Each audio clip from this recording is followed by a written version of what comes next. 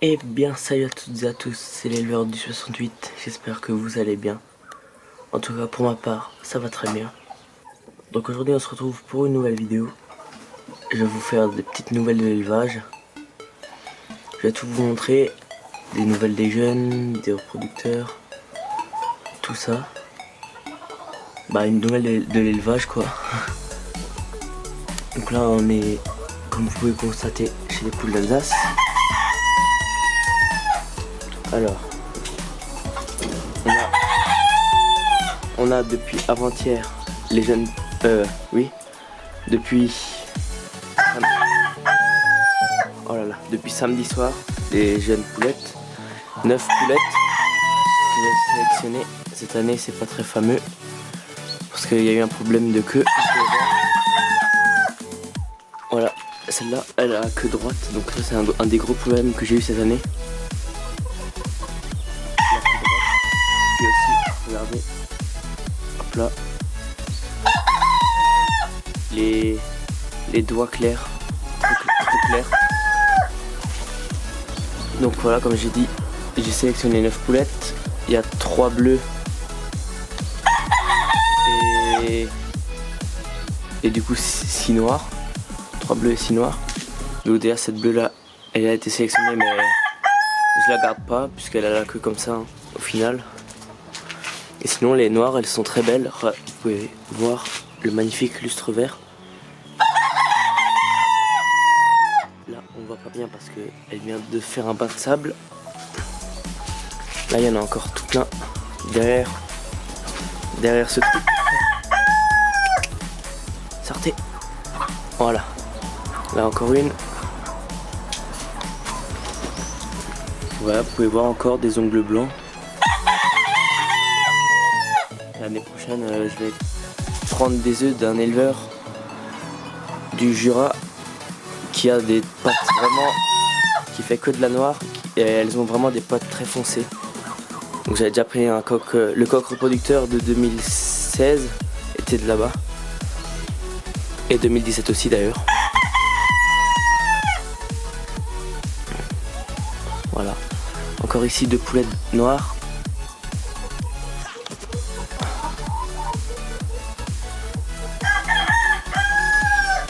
Qui viennent également de prendre un bain de sable, hein, on voit le plumage qui est... Il y a des poussières dessus, voilà.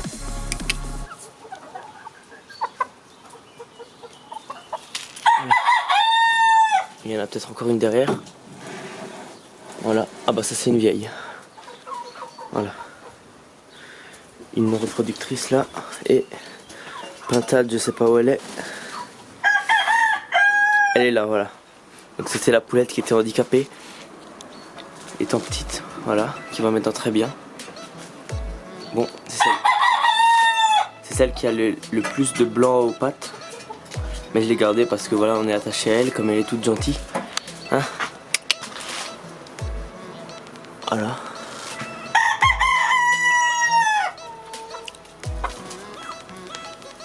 Viens là. Voilà, elle est très gentille celle-là. Elle est sympa. Donc voilà, comme j'ai dit, j'ai gardé 9 poulettes et 11 coqs. Voilà. Voilà les coqs. Ouais, il y en a plein qui sont rentrés là. Là-bas, et elles restent. Donc sur les 11, j'ai gardé 9 noirs et 2 bleus. Donc là, un bleu, un jeune bleu de... Je sais même plus quel âge il a, mais c'est le plus jeune de tous. Vous pouvez voir qu'il est plus petit. Hein. Voilà, bah, ils sont curieux. Il a pas le plus gros bleu, le plus beau aussi. Il est très beau. Belle tête. Pour l'instant, belle tête. Voilà. Lui déjà, je vais le sortir de la sélection. Oh oh, reste là toi. Voilà, parce qu'il a la queue de travers, hein, tout simplement. Et puis la crête, bon, la crête elle est pas excellente, mais elle est pas, c'est pas un désastre non plus. Et voilà, j'ai quand même éliminé de la sélection et en plus pouvez voir qu'il a des petites plumes aux pattes. Ça va faire quelques années que j'ai ça, les plumes aux pattes, c'est un peu chiant. Voilà, vous pouvez voir aussi, je vais pas le cacher, hein, j'ai pas honte. Là, des crottes de temps à autre qui sont un peu comme ça. Voilà.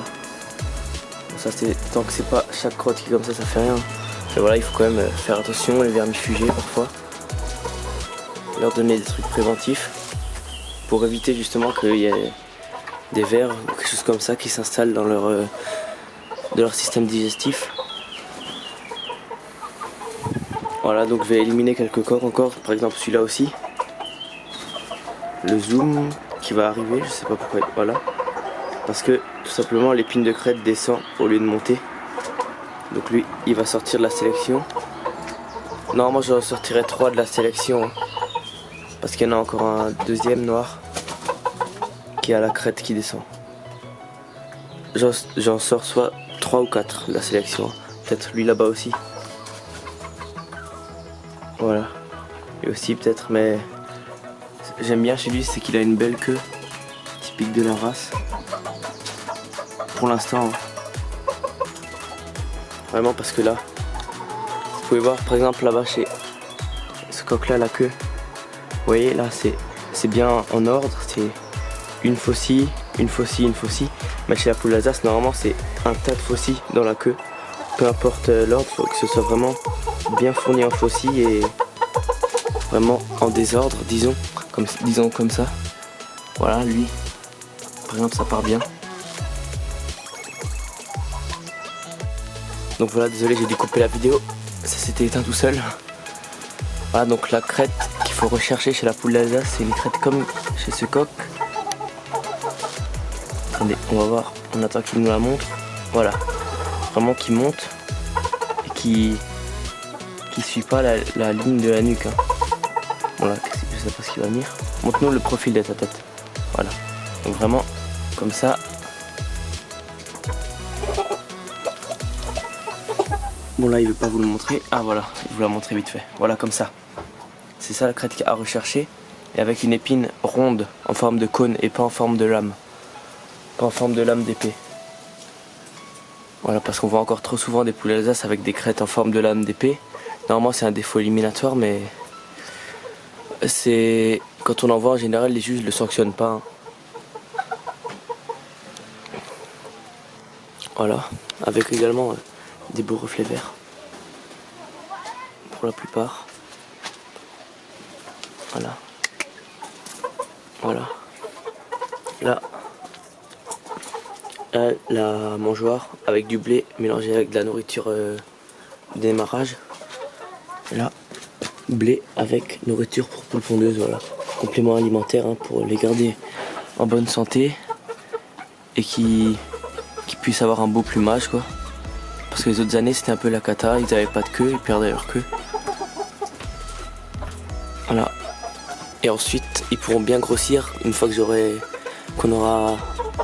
qu'on sera débarrassé des 4 que je vais exclure de la sélection. Les plus beaux pourront bien grossir et puis devenir beaux on espère. Déjà il faudrait qu'il y ait des exploits avicoles, sinon ça sert à rien.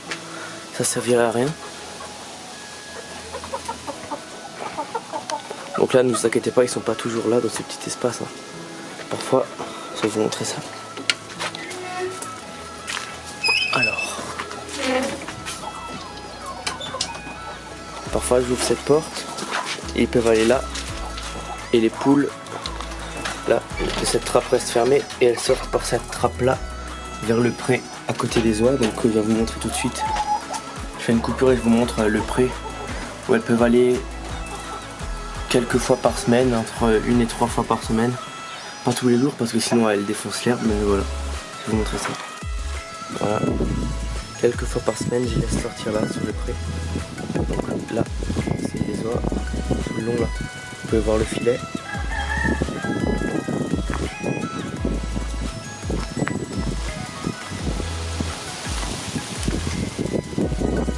Et voilà le pré qui va jusqu'au bout là-bas. Vous pouvez voir le filet qui s'arrête. Elles peuvent aller tout là. Donc comme j'ai dit avant, 1 à 3 fois par semaine, elles vont là sur l'herbe.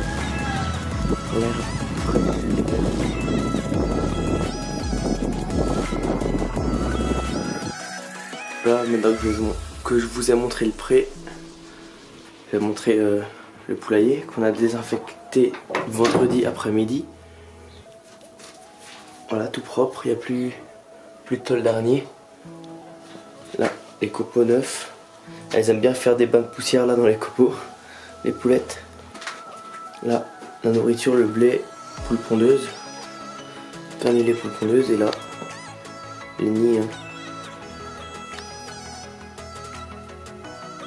Voilà, c'est des nids très pratiques ceux-là, pour les races moyennes et les races naines. Bien sûr, ça ne convient pas vraiment au Brahma, Orpington, Cochin, tout ça. En grande race, hein. Pour les naines, ça peut le faire. Et là, sinon, il y a encore les anciens nids en bois. Avec toujours les clapiers ici, avec le rangement dedans. Et quand on laisse couver des poules, parfois on les met dans les clapiers. Mais c'est rare, parce que c'est pas des couves exceptionnelles, des poules Alsace. Hein. Voilà, je pense que je vous ai tout montré chez les poules. Ça faisait longtemps que je vous avais pas fait des nouvelles des poules. Et maintenant, je vais tout de suite vous montrer. On va aller chez les palmipèdes, tout simplement. Donc, on se retrouve chez les canards avec les jeunes et les reproducteurs. La dernière fois que je vous ai fait une vidéo, les jeunes étaient encore très petits, ils avaient encore du duvet. Et là, ils sont toujours encore 7, il y en a pas qui sont morts, et ils sont très grands maintenant. Donc là, on a le reproducteur qui est là. Lui, là je vais zoomer sur sa tête. Voilà, c'est lui, le blanc. Donc là, sa sœur aussi, femelle reproductrice. Là, une canne truitée. Là encore une canne truitée, reproductrice, hein, les deux. Et là-bas, la canne brune également reproductrice. Et la canne sauvage, reproductrice qui est... Elle est là. Là, voilà, avec les sourcils là. Voilà, elle. Et tout le reste c'est des jeunes, donc les jeunes il y a lui. Donc là, mâle blanc. Si je me trompe pas, il y a une canne. Je crois que la canne c'est celle là-bas. Voilà, ça doit être ça. Donc là, mâle blanc, mâle noir, mâle sauvage ou truité, on verra en grandissant. Mâle blanc, femelle blanche, là-bas mâle noir, ici, et là le deuxième mâle truité ou sauvage, ce qui fait 7.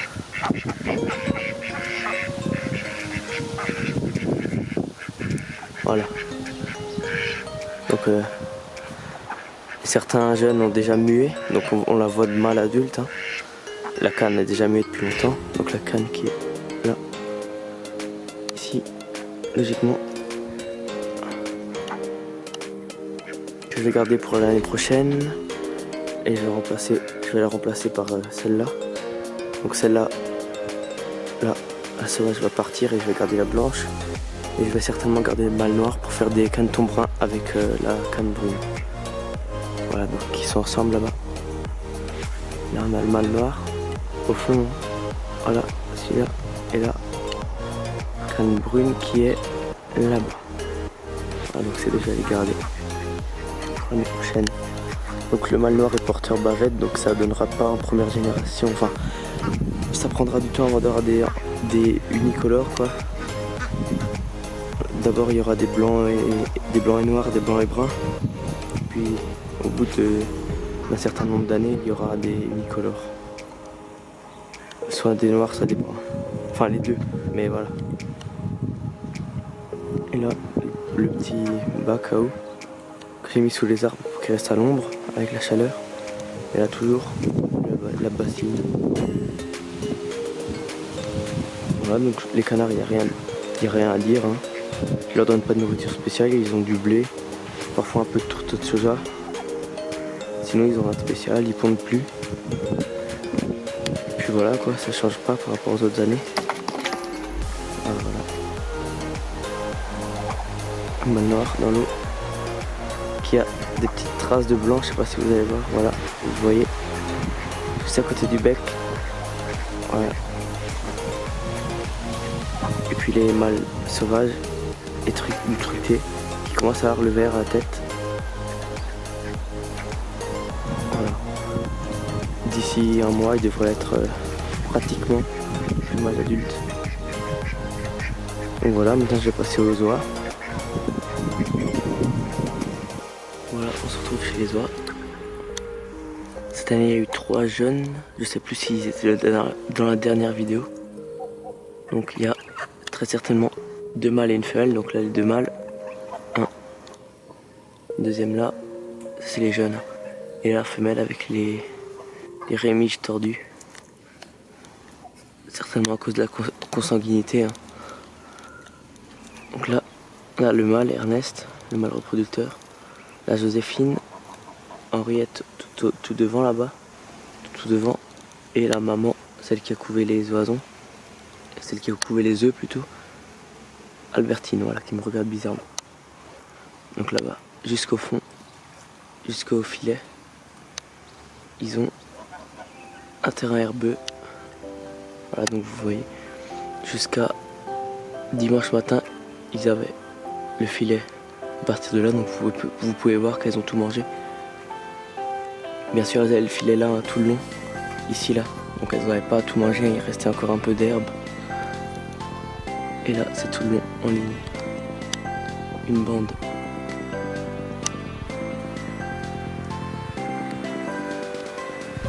Là-bas, on n'a pas encore ouvert l'abreuvoir.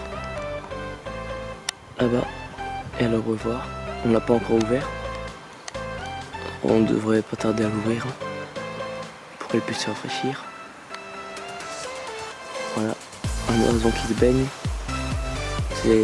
Voilà, c'est la femelle avec les ailes croisées, avec les ailes tordues, les ailes d'ange. Et là, on a encore un oiseau et l'autre qui est qui doit certainement être en train de se baigner. Ah non, qui est là. Voilà, les deux devant. C'est les oiseaux. Bah, chez les oiseaux, il n'y a rien d'autre. Il n'y a rien grand chose à dire non plus. À part que voilà, on a changé le parc. Enfin, on a modifié comment dire, la mise en place. Le filet, on va changer pour qu'elle puisse avoir accès à de l'herbe fraîche. Et là, on va tout passer aux colombidés, donc les pigeons et les tourterelles. Voilà, on est dans la volière des tourterelles et des pigeons. Les jeunes qui sont sevrés sont partis dans une autre volière, sont allés plutôt, je les ai mis dans une autre volière que je vais vous montrer tout à l'heure. Donc ici il y a les jeunes qui sont pas encore sevrés quoi. Logiquement il doit y avoir un tourtereau qui est né, voilà, qui vient de naître. Vous pouvez voir là. Logiquement il n'y en a que un. Voilà, il n'y en a que un. Parce que le deuxième œuf est fissuré, donc depuis une semaine, je l'ai quand même laissé avec un peu d'espoir, mais non. Logiquement, il devrait pas naître. Donc là, le tourtereau que vous venez de voir, logiquement, c'est un mandarine vu la couleur de la peau. Donc mandarine, c'est cette couleur-là. C'est un mâle de l'année dernière. Donc Pips, comme d'habitude, hein, je vous explique comme dans chaque vidéo. Donc qui est en couple avec celle-ci. Et là, Manda, qui est mâle blanc péri orange, qui est en couple avec celle-ci. Femelle sauvage. Et là c'est une femelle blonde.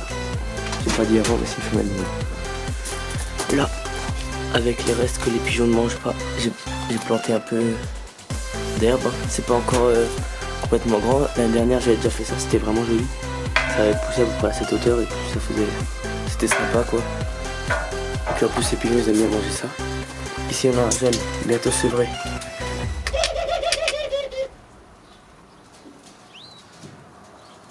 Voilà, un jeune orange. Voilà, c'est un mâle, hein, c'est très certainement. Voilà. Et là, les pigeons, donc là il y a ces deux qui sont malheureusement enfermés. Parce que le mâle, il fait le bordel dans la volière. Puis, l'éleveur a dit qu'il venait m'échanger contre un autre mâle ben, chaque semaine il repousse d'une semaine, donc voilà. On va certainement le... je sais pas ce qu'on va faire avec, hein. On va certainement le mettre en liberté pour qu'il puisse quand même couver. Et puis voilà. Et ici, donc ça couvre, enfin plutôt ça couvre, puisque les œufs ont déjà éclos. Chut, voilà. Bon, là le mâle d'habitude est sympa, mais... Chut. Chut. Voilà, 2 pigeonneaux. Bon là vous en avez que vu, hein, mais il y en a 2 qui sont nés hier matin. Donc là la femelle, là le mâle. Bouvreuil cuivré à manteau bleu sans barre, hein, j'ai oublié de dire. Voilà, et ici la femelle qui devrait bientôt pondre. Là je lui laisse pas les œufs, hein, parce qu'on a plus de bagues, donc là il reste juste 2 bagues qui seront pour ces 2 jeunes. Et là c'est 2. Voilà, donc mâle bouvreuil cuivré à manteau bleu écaillé et mâle cuivré à manteau bleu sans barre. Voilà. Ici là ils ont à boire. Et je sais la cage est très sale, hein, mais je leur change très souvent. Mais voilà, comme ils sont serrés, ça se salit vite. Et puis parfois je les laisse sortir pour qu'ils puissent aller se baigner, tout ça, manger. Et bien sûr je les surveille pour pas qu'ils aillent blesser des jeunes. Parce que tout simplement, quand je vous ai dit qu'il foutait le bordel à la volière, c'est surtout que tout simplement il m'a cassé 3 œufs là de œufs. Donc une couvée il m'a cassé un œuf sur 2 et là la dernière ponte, enfin l'avant-dernière ponte plutôt, il m'a cassé 2 œufs à eux. Alors que les œufs étaient en cours d'évolution quoi, il y avait l'embryon dedans et puis ça m'a fait vraiment mal au cœur. Et je pense que les tourterelles aussi ça les a... Je pense qu'ils ont aussi dû avoir des sentiments pour ça. La femelle avait l'œuf collé à son ventre quoi. C'était vraiment pas beau, c'était vraiment triste. Et du coup là j'ai mis cette planche au-dessus pour pas que les pigeons aillent stresser les tourterelles là. Donc les tourterelles juste aller là et les pigeons peuvent marcher là sans aller embêter les tourterelles tout simplement.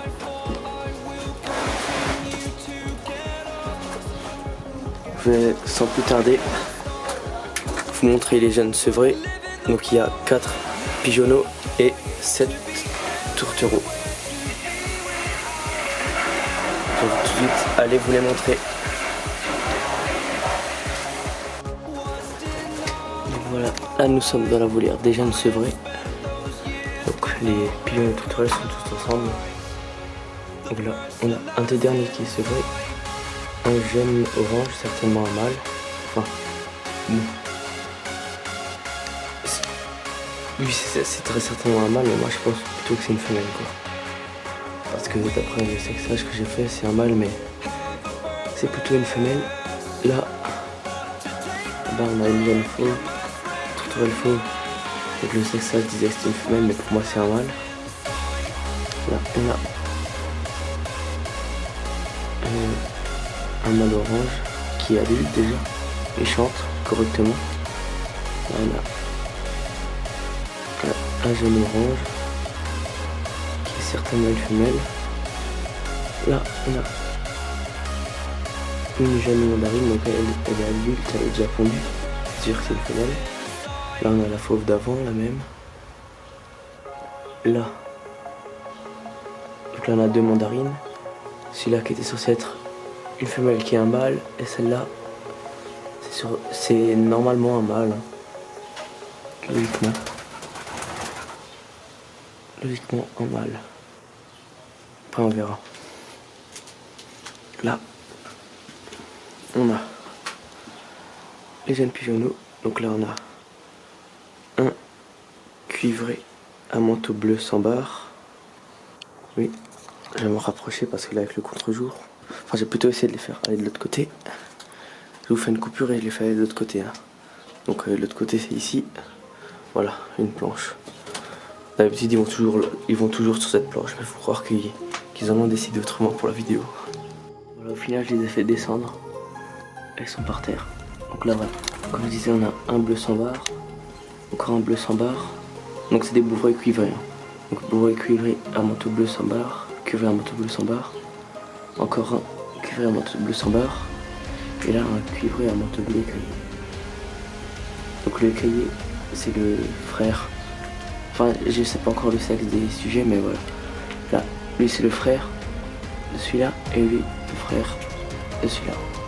Quand je dis lui, ça veut dire le pilonneau, ça veut pas dire le mâle. Avec son lot, ils ont une petite bassine pour se baigner. Et là, la nourriture. Ils en mettent beaucoup à côté. Mais bon, j'ai pas d'autres...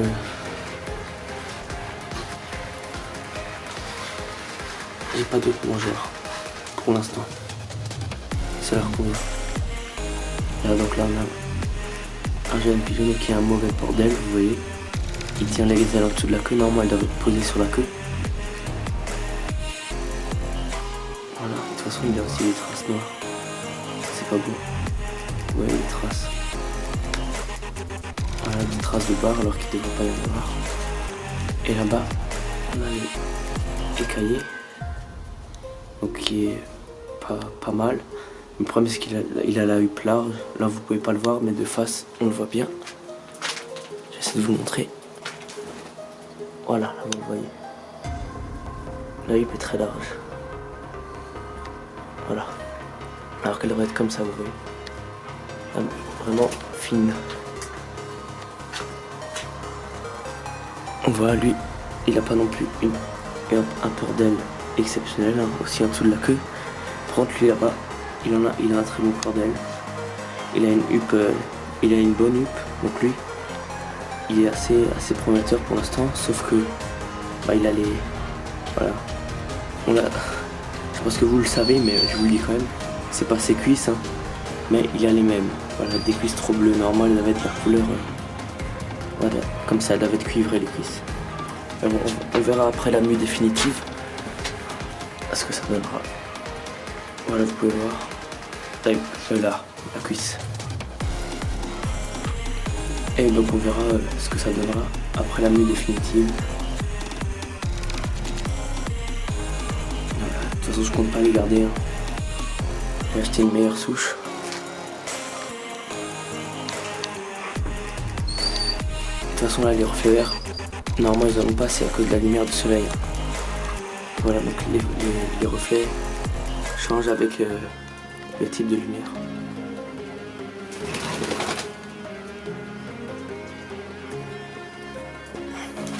Voilà, je vais vous montrer l'arrière.